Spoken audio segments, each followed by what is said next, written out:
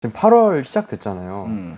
그럼 8월에 봐야 되는 섹터랑 종목 하나씩만 추천해 줄 수 있나요? 그냥 픽스에서 봐야 될 섹터가 있고, 그 다음에 계속 이제 분위기가 바뀌잖아. 그러면 새롭게 편입돼야 될 섹터가 있는데, 일단은 확실하게 봐야 될 섹터는 크게 세 가지 정도로 봐, 나는. 이렇게 보고 있기 때문에 원전하고 조선은 하반기 수주 기대로 일단은 꼭 포함을 해서 가야 된다고 생각을 하고. 시장이 그래도 좀 올라오려는 기미가 보이네요.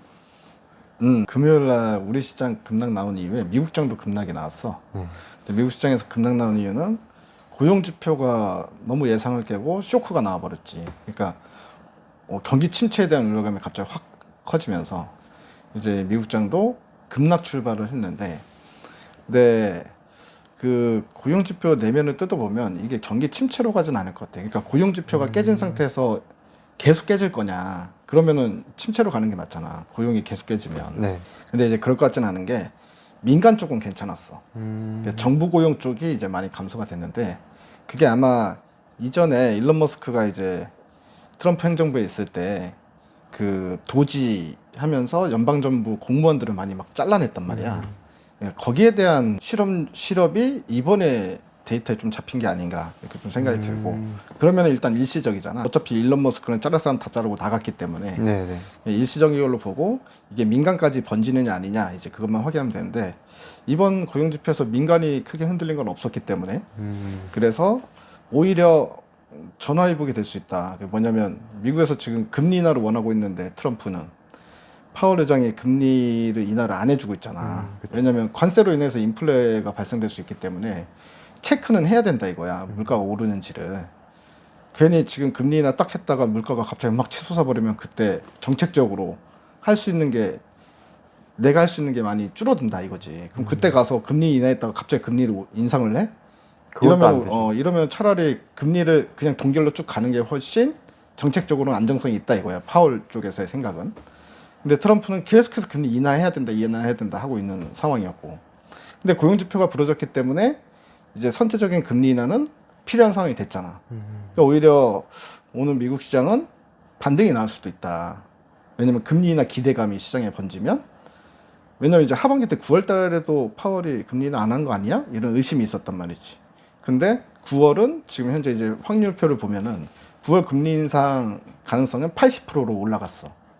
많이 높아졌는데. 50% 아래까지 빠졌다가 하루 만에 80% 이상 올라갔기 때문에 거의 9월은 기정사실 됐다. 그러면은 시장에 또 기대감이 나오면서 오늘 미국 시장은 반등이 나올 가능성이 있지 않을까. 나는 그렇게 조심스럽게 생각을 해. 그리고 이제 우리 국내 증시 오늘 반등 나온 거는 주말 동안에 민주당 의원들이 이번에 확인한 게 뭐냐면, 그러니까 이번에 세금 관련해 가지고 주식 양도세 기준을, 대주주 기준을 50억에서 10억으로 낮춘다고 주장한 사람은 진성준 의원 하나, 나머지 민주당 의원들은 전부 다 반대. 이게 드러났단 말이지. 네. 그렇게 되면 결국에는 수정이 되지 않겠냐. 다시 50억으로 다시 원안대로 가거나 아니면 하다못해 이제 30억으로 올리거나, 어쨌든 10억으로 갈 가능성은 상당히 낮아졌다. 여기에 대한 기대감도 어느 정도 우리 시장 반등엔 포함이 됐다 이렇게 볼 수 있겠지. 그러면 뭐 전혀 쫄 필요가 없는 상황이네요, 지금 상황은. 근데 좀 더 확인은 해봐야 되겠지. 그러니까 이건 나의 생각인데, 실질적으로 이제 미국장에서, 그러니까 고용이 부러진 거에 오히려 시장의 관심, 그러니까 똑같은 현상을 보도 어떻게 해석하냐에 따라서 시장의 움직임이 달라지는 거기 때문에 미국 투자자들이 이거를 심각하게 바라보면 이제 추가적인 하락이 나올 수도 있는 거고, 오히려 금리 인하 호재 아니야? 라고 바라보면 오히려 고용지표 꺾인 게 호재로서 작용하면 오늘 급반등이 나올 거잖아. 네. 때문에 지금 같은 상황에서는 어떻게 보면 변곡점이기 때문에 계속해서 나오는 뉴스를 보면서 실시간으로 판단하는 수밖에 없다. 그러면 일단은 관망을 해야 된다. 일단 관망도 관망하는 거지만 실시간으로 판단을 해야 되면 어떻게 하겠어. 우리 그 텔레그램 있지. 네네. 그쪽에 들어와서 나랑 같이 실시간으로 시장을 보면서 그때그때 바로바로 대응을 해야 되는 시장이다. 변곡점 시장에서는. 그러니까 순간적인 판단을 해야 되지. 늦은 판단을 하면 이미 다 때려 맞은 다음에 그때 팔자 그러면은, 그러니까 손실을 이만큼으로 줄일 수 있는 거를 내가 한 타임 두 타임 늦을수록 이만큼의 손실로 불어날 수 있잖아, 단기간에. 그러니까 이제 그런 부분들을 조심해야 되기 때문에, 그리고 이제 계속 뉴스를 실시간 체크하면서 판단을 그때그때 해야 되잖아. 네네. 내가 오늘 한 이야기가 내일 한 이야기랑 똑같지 않을 수도 있으니까. 왜냐면 간밤에 또 어떤 새로운 뉴스가 나왔는데 와 이거는 진짜 깨지는 분위기겠는데, 경기 침체 분위기겠는데 라는 어떤 뉴스나 지표가 나와버리면 시각을 언제든지 바뀔 수 있다는 점, 그걸 생각하고 우리 텔레그램 링크 그 메인에 있지, 주소. 네네. 우리 저기 대박이님들 그쪽으로 들어오시면 됩니다. 그럼 대표님, 제가 또 궁금한 거는 지금 8월 시작됐잖아요. 그럼 8월에 봐야 되는 섹터랑 종목 하나씩만 추천해 주실 수 있나요?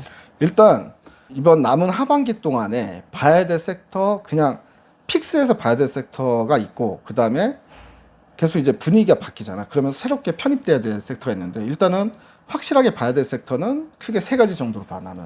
세 그 가지. 나머지는 상황을 보면서 새로운 섹터들을 계속 포트에 담아야 된다 생각을 하는데, 일단 그냥 픽스로 고정 미리 담아서 미리 들고 가야 될 섹터는 세 가지 정도. 그게 바로 이제 조선, 원전, 바이오, 이 세 개인데, 일단 조선하고 원전 같은 경우에는 대표적인 수주 산업이란 말이야. 그러니까 수주 소식이 계속 수주 받았다라는 대형 수주 소식이 나오면 주가가 움직인단 말이지. 근데 이제 다 어느 정도 반영돼서 이제 좀 쉬려고 할 때 또 추가로 대형 수주 소식이 나온다. 그러면 쉴 수가 없겠지. 주가는 계속 올라갈 수 있다는 거야. 하반기에 수주 소식이 상당히 많이 들려올 섹터가 조선하고 원전이다. 이유는 원전 같은 경우에는 지금 대형 원전이나 SMR 이거에 대해서 지금 전 세계가 지금 다 준비를 하고 있는 상황이기 때문에 SMR 이제 기준, 뭐 안전 기준이라던가 표준이라던가 설계라던가 이런 부분에 대해서 지금 다 이미 상반기에 이루어진 상태니까 본격적인 수주가 하반기부터 시작이 된다고. 그러면 두산에너빌리티 같은 경우는 수주 소식이 계속 나올 수 있겠지. 지금까지는 두산에너빌리티가 내러티브로 올라간 거야. 이제 원전 계속 나온대 기대감 때문에 올라간 거란 말이지. 그리고 지금은 고점에서 횡보를 하고 있지. 여기서 수주 소식이 터져주기 시작하면 2차 랠리가 시작된다라고 보거든. 그렇기 때문에 하반기 때는 원전의 수주가 시작되는 타이밍으로 보는 거고, 조선 같은 경우에는 이미 수주를 많이 받아놓은 상태야. 그 전부터 수주가 많이 나왔고, 근데 이번에 이제 미국과 관세 협상을 통해서 미국과 이제 조선하고 협력을 하기로 했잖아. 네. 이거와 관련돼 가지고도 또 새로운 수주가 계속해서 모멘텀이 발생될 가능성이 크다. 그리고 조선 같은 경우에는 이번에 또 실적도 1분기 때도 슈퍼 서프라이즈가 나왔는데, 이번에도 마찬가지로 슈퍼 서프라이즈가 나오더라. 실적이 생각보다 계속 좋게 나오고 있다.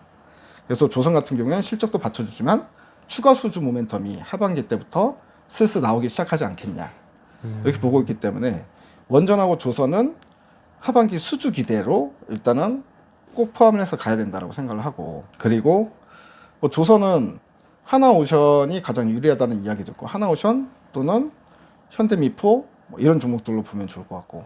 대표님, 근데 방사는 보면 안 되나요?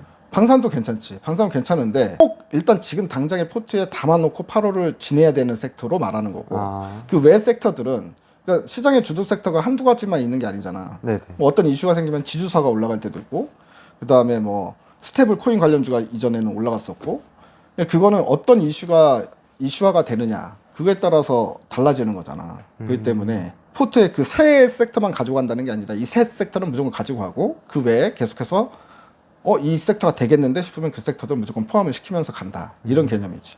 방산 같은 경우도 충분히 하반기 때 올라갈 수 있는데, 일단은 방산도 추가적인 주가 흐름이나 추가적인 수주 모멘텀이나 이런 것들은 지켜보면서 방산 또 가야겠구나 싶을 때는 그때는 방산도 포함을 시켜야 되겠지. 그리고 이제 마지막으로 바이오 섹터.